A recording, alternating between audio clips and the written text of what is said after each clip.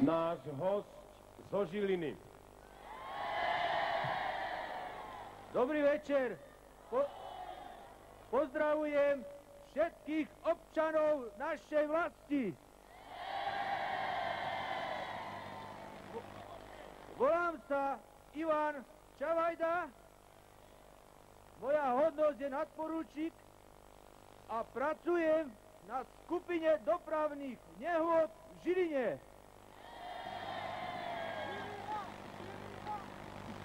Moji kolegovia s vami tiež chcú toto vydobytie čo najskôr dosiahnuť, aby každý mohol do práce ísť s hrdosťou a niečo docieliť a nie so strachom.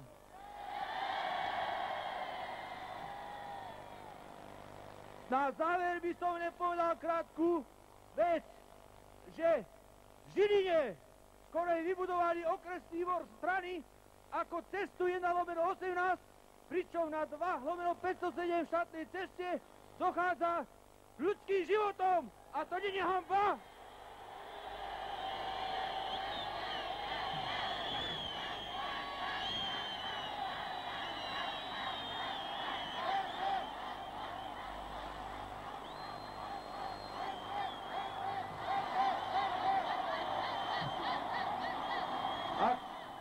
Chcel by som povedať ešte toto.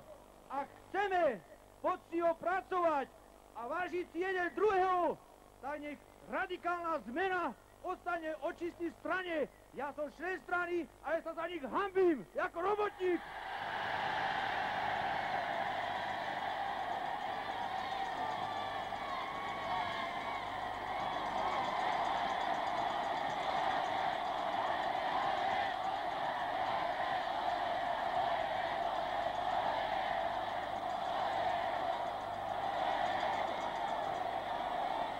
Dnes sa uskutočnil aktív funkcionárov ministerstva vnútra